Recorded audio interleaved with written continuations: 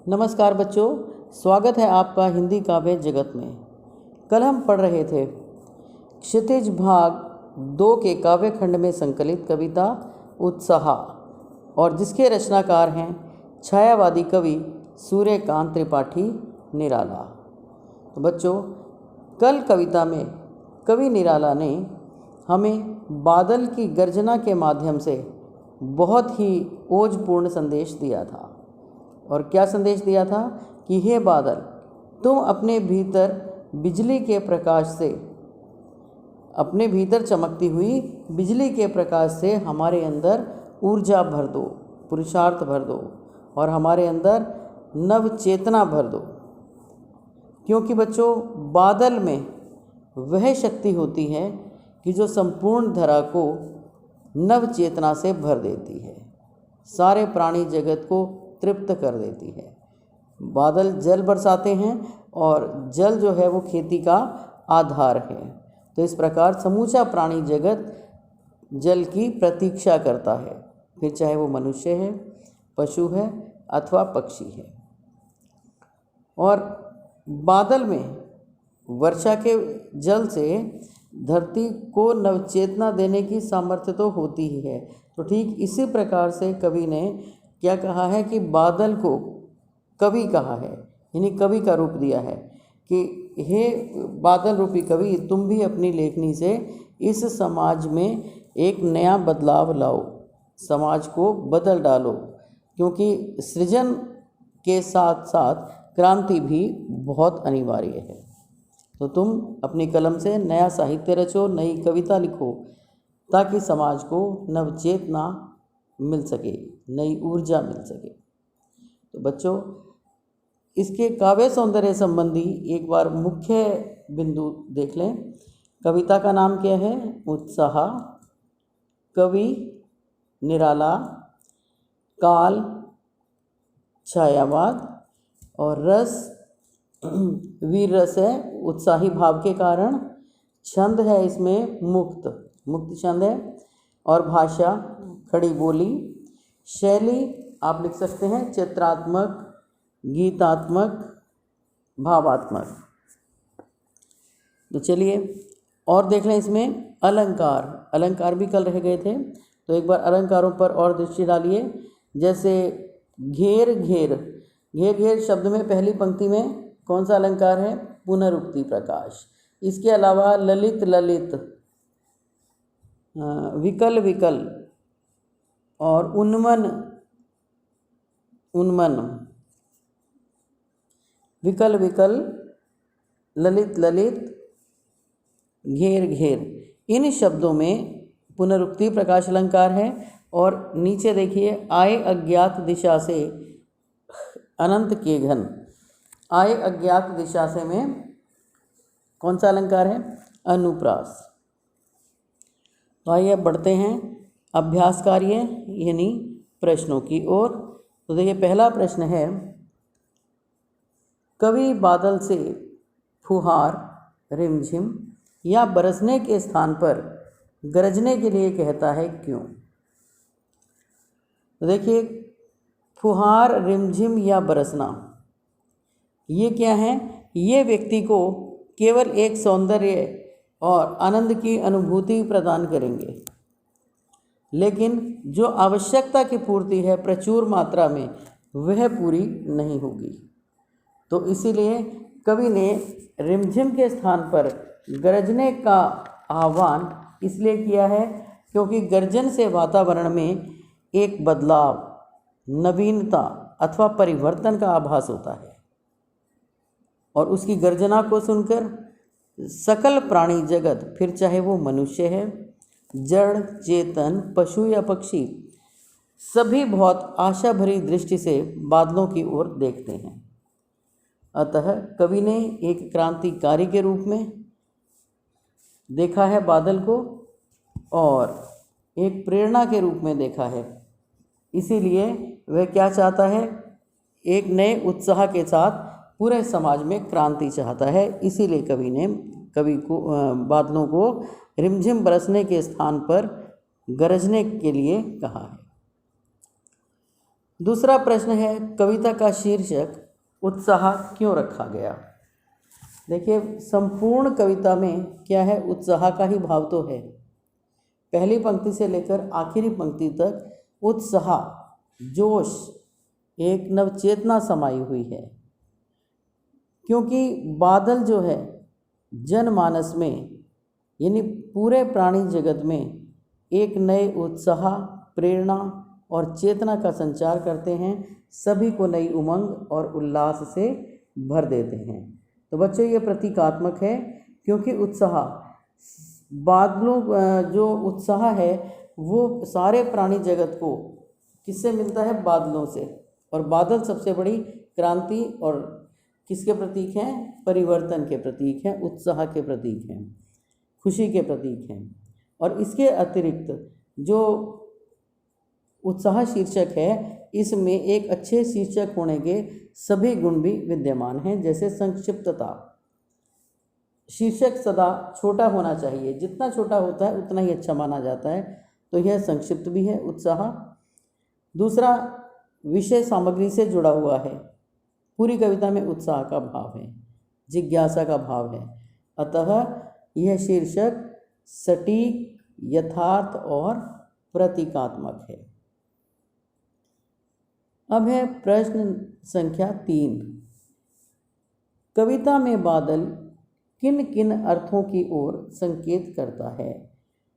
कविता में बादल कई अर्थों की ओर संकेत करता है बच्चों, क्योंकि बादल उत्साह व नव निर्माण की ओर संकेत करता है। सबसे पहले तो कि सभी के अंदर वह एक नया उत्साह भरता है, जो क्रांति अर्थात परिवर्तन से ही संभव है। इसके अलावा कवि नई रचना अथवा नई प्रेरणा और नव दिशा से आए हुए अज्ञात राही की ओर संकेत करता है। आशावादी दृष्टिकोण भी कविता में साफ झलकता है। तो बच्चों, इस प्रकार कवि उमंग, उत्साह, खुशी, आशा अनेक अर्थों की ओर संकेत करता है। तो आपने बहुत अच्छे से इसको सधे हुए वाक्यों में लिखना है। इसके बाद प्रश्न संख्या 4, शब्दों का ऐसा प्रयोग जिससे कविता के किसी खास भाव या दृश्य, जिससे कविता के किसी खास भाव या दृश्य में ध्वन्यात्मक प्रभाव पैदा हो, नाद सौंदर्य कहलाता है। उत्साह कविता में ऐसे कौन से शब्द हैं जिनमें नाद सौंदर्य मौजूद है, छांट कर लिखिए। तो बच्चों, सबसे पहले तो शब्दों का ऐसा प्रयोग जिसे कविता के किसी खास भाव या दृश्य में ध्वन्यात्मक प्रभाव पैदा हो, उसे नाद सौंदर्य कहते हैं। अब ध्वन्यात्मक प्रभाव क्या होता है कि जो ध्वनि से उत्पन्न होता है, यानी ध्वनि से उत्पन्न हुआ जो सौंदर्य है वह नाद सौंदर्य कहलाता है। और नाद का अर्थ होता है शोर। ध्वनि अथवा शोर किसी भी चीज़ का, जैसे बहती हुई नदी का शोर, चलती हुई हवा का शोर, या गिरते हुए झरने के पानी का शोर, सागर की लहरों का शोर। तो कोई भी हो जो ध्वनि हमारे कानों में पड़ती है, जिसका जो हमारे मन तक पहुंच जाती है और मन को भी प्रभावित करती है, तो ऐसा जो ध्वनि है वो नाद कहलाता है, नाद सौंदर्य कहलाता है। वो नाद की सौंदर्य की अभिव्यक्ति कराता है। तो इस प्रकार जिन शब्दों से हमें किसी ध्वनि का एहसास होता है, और जैसे हवा के चलने की ध्वनि आपको बताई मैंने, तो इनसे अगर हमें इनका स्मरण होता है, इसका हम एहसास करते हैं, तो ये सारी ध्वनियाँ नाद सौंदर्य के अंतर्गत आती हैं। और आपकी कविता में शब्द हैं जैसे गरजो, बादल गरजेंगे तो एक विशेष ध्वनि उत्पन्न होगी। विद्युत, अगर गर्जना सुनते ही मन में एहसास होता है एक ध्वनि का, नाद सौंदर्य का, तो इसी को नाद सौंदर्य कहते हैं, जिसको हम मन में महसूस करते हैं और सुनते हैं। विद्युत छवि, बिजली कड़कती है बहुत ज़ोर से, उसका एकदम सुनते ही उसका प्रभाव हमारे अंदर तक जाता है। धाराधर आदि ये जो शब्द हैं, इन सब में नाद सौंदर्य समाहित है। इसके बाद अगला प्रश्न है रचना और अभिव्यक्ति में 5वां प्रश्न है आपका, जैसे बादल उमड़ घुमड़ कर बारिश करते हैं वैसे ही कवि के अंतर्मन में भी भावों के बादल उमड़ घुमड़ कर कविता के रूप में अभिव्यक्त होते हैं। जैसे बादल उमड़ते घुमड़ते हैं, बरसने से पहले गरजते हैं, है ना, तो ठीक वैसे ही कवि के मन में पहले बहुत सारे भाव आते जाते हैं। भावों का आरोह अवरोह मन में चलता रहता है और तब वो भाव जो हैं कविता का रूप ले लेते हैं, कवि रचना कर डालता है। तो ऐसे ही किसी प्राकृतिक सौंदर्य को देखकर अपने उमड़ते भावों को कविता में उतारिए। तो इसी प्रकार से ये नहीं है कि कवि ही कोई कविता कर सकता है, आप भी कर सकते हैं। आप किसी प्राकृतिक सौंदर्य को देखें और अपने मन में देखकर निश्चित रूप से आपके मन में कोई ना कोई भाव अवश्य आएंगे। तो आप उन भावों को गहनता से मंथन करिए और फिर उस प्राकृतिक सौंदर्य को देखकर, प्राकृतिक सौंदर्य आप रात्रि को देख सकते हो, तारों का सौंदर्य, चांद का सौंदर्य, और तारे और चांद से सुशोभित रात्रि का सौंदर्य, अथवा पहाड़ों का सौंदर्य, नदी का सौंदर्य। तो ये आप कोई भी दृश्य ले सकते हैं प्राकृतिक और उस पर कविता लिख सकते हैं। इसके बाद है पाठ्येतर सक्रियता। बादलों पर अनेक कविताएं हैं, कुछ कविताओं का संकलन कीजिए और उनका चित्रांकन भी कीजिए। तो बादल शब्द पर कविताएं आप खोजिए। आजकल तो खोजना बिल्कुल भी मुश्किल नहीं है, तो आप कोशिश करेंगे तो अवश्य मिलेगी, क्योंकि कोशिश करने वालों की हार नहीं होती। तो आपने इसको बहुत अच्छे से सारे प्रश्न जो हैं आपने अपनी फेयर नोटबुक में लिखने हैं और सुंदर लेख के साथ इनको लिखना है। तो बच्चों आगे चलते हैं। कवि निराला जी की ही दूसरी कविता अट नहीं रही है। अट नहीं रही है, एक बार पुनः हम शब्दार्थों पर दृष्टि डाल लेते हैं इनके। धाराधर, ये उत्साह कविता के शब्दार्थ थे, फिर भी पढ़ लेते हैं एक बार। धाराधर, बादल, उन्मन, कहीं मन न टिकने की स्थिति, अनमनापन, निदाघ गर्मी, सकल, सब अथवा सारे, आभा, चमक, वज्र, कठोर अथवा भीषण, अट, समाना, प्रविष्ट, समाना या प्रवेश करना, या प्रवेश हो चुका जो, प्रविष्ट, पाठ पाठ, जगह जगह, शोभाश्री, सौंदर्य से भरपूर, पट समा नहीं रही है। तो इस कविता में भी निराला फागुन के सौंदर्य में डूब गए हैं। तो इसमें भी कवि प्रकृति के ही कवि हैं और साथ में क्रांतिकारी कवि भी हैं। तो यहाँ कवि ने बिल्कुल हटकर विषय लिया है, फागुन के सौंदर्य का वर्णन किया है। उनमें फागुन की आभा रच गई है, ऐसी आभा जिसे न शब्दों से अलग किया जा सकता है और न ही फागुन से।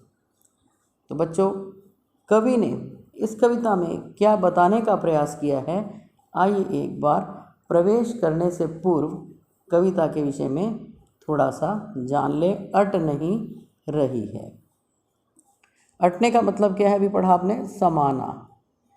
तो अट नहीं रही है, नीचे देखिए आरंभ में, अट नहीं रही है कविता फागुन की मादकता को प्रकट करती है। मादकता कहते हैं नशे को, कि फागुन का जो महीना है, यानी होली जिस महीने में आती है वो फागुन का ही महीना होता है, तो उसमें फागुन मास की मादकता को प्रकट करती हैं। बहुत ही सुहावना मौसम होता है, लोग प्रसन्न होते हैं और होली के आने की खुशी में वैसे ही बहुत ज़्यादा खुश होते हैं, और मौसम ना गर्मी होती है ना सर्दी होती है, ऐसा होता है। फागुन का महीना हर किसी को पसंद होता है। कवि फागुन के सर्वव्यापक सुंदरता को अनेक संदर्भों में देखता है। तो कवि की दृष्टि तो आप जानते हैं, जहाँ वो कहते हैं ना, जहाँ न पहुँचे रवि वहाँ पहुँचे कवि। तो कवि ने फागुन के मास को, फागुन के महीने को सर्वव्यापक बना दिया कि हर जगह विराजमान है और हर जगह व्यापक है उसकी सुंदरता। तो उसको अनेक अनेक प्रतीकों के माध्यम से देखा है। जब मन प्रसन्न हो तो हर तरफ फागुन का ही सौंदर्य और उल्लास दिखाई देता है। वो कहते हैं ना, मन के हारे हार है, मन के जीते जीत। तो जैसा मन हमारा होता है वैसा ही हमें बाहर का संसार भी दिखाई देता है। हमारा मन प्रसन्न होता है तो चारों ओर खुशियाँ दिखाई देती हैं, फागुन का सौंदर्य बिखरा हुआ दिखाई देगा। और मन मरा पड़ा है तो कुछ भी चीज़ें अच्छी नहीं दिखाई लगेंगी। सुंदर शब्दों के चयन एवं लय ने कविता को भी फागुन की तरह ही सुंदर एवं ललित बना दिया है। ललित का अर्थ भी बच्चों सुंदर ही है। तो कवि ने अट नहीं रही है कविता में जिन शब्दों का चयन किया है वो भी बहुत ही मार्मिक और मन को छू लेने वाले हैं। तो बच्चों, कविता हम कल पढ़ेंगे। आज के लिए इतना ही। तब तक के लिए धन्यवाद।